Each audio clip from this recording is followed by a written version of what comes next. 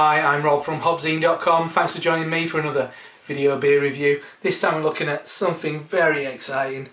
It's a bottle of Arrogant Bastard Ale from Stone Brewing Co in Escondido, California. The exciting thing about this is, this was sent over to me by Randy at Stone, and so this is probably the freshest bottle of Arrogant Bastard that I'm ever going to get my hands on. I was talking to Ryan of San Diego Beer Vlog, and he was talking about when Chris Stelz from Beer Geek Nation went to Stone Brewery and he tasted Arrogant Bastard at the brewery. He said he'd never really kind of truly known that beer until he drank it then. So this is probably going to be a similar experience for me. I've had Arrogant Bastard a number of times. I've really enjoyed it when we've had it on keg over here. But obviously Stone put a very short kind of best before date on their beers because they want to get the most out of those big aggressive hops. I was watching a really good video that Greg Cook did on it was Google's, I think it's like Google Talks or something like that. Some of them fantastic. Sam Calagione on there, and Charlie Banforth, and some really interesting beer people on there. And Greg was talking about the inception of this beer, which I think was before they started. I think they devised this beer, but didn't think the public were up to it. And this was, I think, first brewed in 1997. I mean, that's quite a while ago. It's 2012 now. 1997, and I guess it's this line. I'm sure if you've had a bottle of Arrogant Bastard, you all know it, but this kind of set the tempo for Stone and for a lot of breweries, and especially a brewery like Brewdog were massively influenced by Stone. And it just says this is an aggressive ale. You probably won't like it. It's probably quite doubtful that you have the taste or sophistication to be able to appreciate an ale of this quality and depth.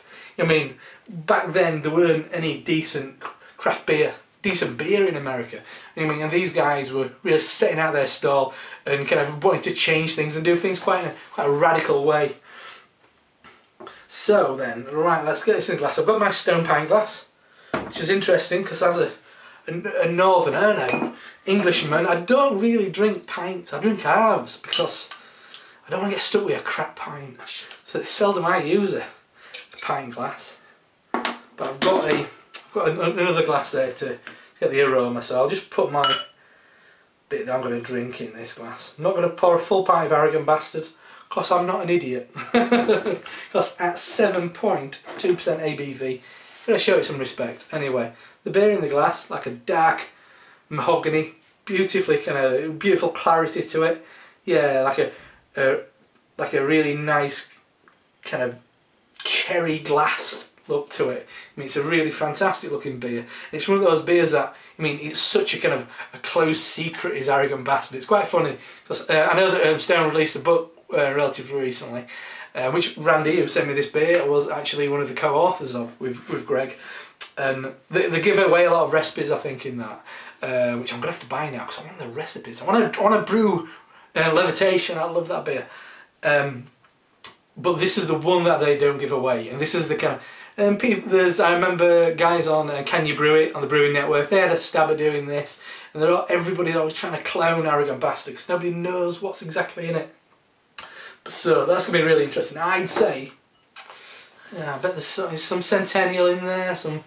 Anyway, we'll get onto that in a minute. Let's get a bit in my just a Brewdog glass. You mean a counterpart of Stone's? You mean very much influenced by Stone. I'm just going to use this Teku glass from Brewdog to get the aromas because I mean it's great for getting aromas, unlike a pint glass. Anyway, let's have a sniff. Oh, bloody hell. Big, sticky caramel. Like actual caramel, like sugar in a pan, and it's kind of just as it's hit that kind of boiling point. Oh, red currants, cranberries,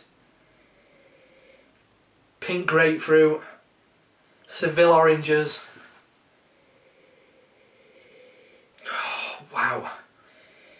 A peppery edge to it, treacle. So at the same time as being fruity, but sweet smelling, it's got this really nice big hop note to it as well.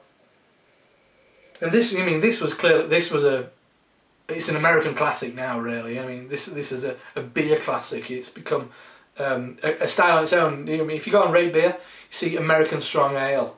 What existed in those kind of categories before this beer was ever brewed? Wow. Oh, that's an incredible smelling beer. Cherries. Good God, that's special.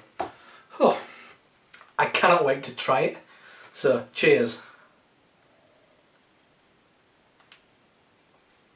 First thing that hits me. Oh, come on. Oh, just give me a minute. Oh, that's so complex. It's got such a long taste to it.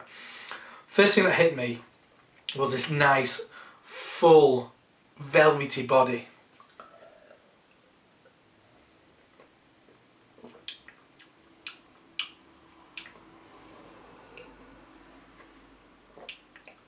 Straight away, quite a resinous pine, burnt toast, marmalade. It's hard to keep up with it. These things keep coming and keep hitting me.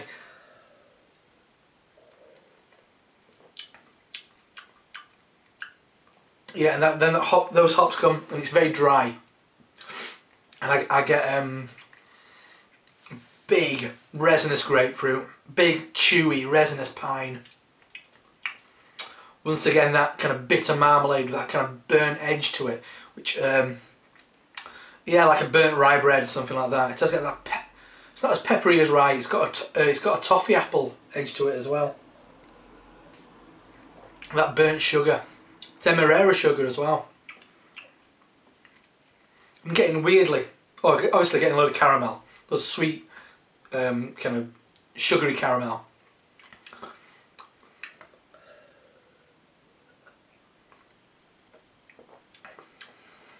Wow, good God, that's good.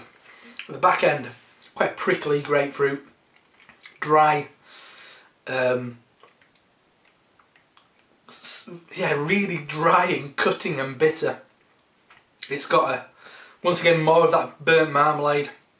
It's burnt brown bread as well. And that lingers and lasts, and now it's tasting like bonfire toffee. It's such a unique beer. I mean, I've had various versions of this. I've had double bastard, the oaks version. I've never had the they did the kind of the blended one, which I've never had. I've had the super arrogant that they did with Balladine in Italy. I had that actually at Balladine's bar in Rome. But this is such a unique beer.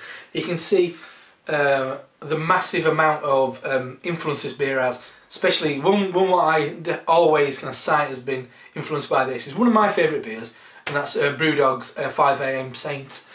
That's like a smaller version of this, but recently I had the Hops Kill Nazis from Brewdog, and you can see though it's along those lines. I mean, Greg might not even have told Martin and James at Brewdog what that bit. The recipe for this beer is probably didn't.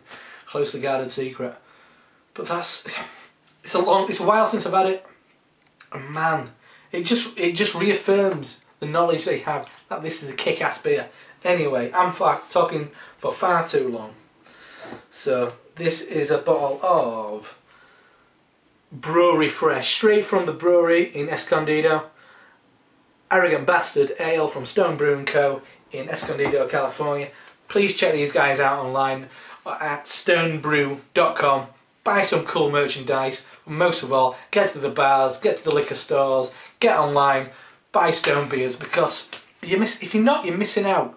Because this is, I mean, they've been around since the mid-90s, and they're still, in my opinion, as relevant and as kind of boundary pushing as they ever have been, if not more. I love it. Arrogant Bastard Ale. Thanks to Randy for sending this along with other bottles of Stone beer for me to take a look at. I'm really grateful for you sending it, and I hope you're enjoying these reviews. Please, everyone, comment, subscribe, tell me what you think of Fresh Arrogant Bastard. What's your experiences with this beer? Where have you had it? Where's it best drunk? Is it best drunk a couple of years down the line? Is it best fresh on tap at the brewery? Anyway, I'm Rob from HopZine.com, and I'll see you next time. Cheers.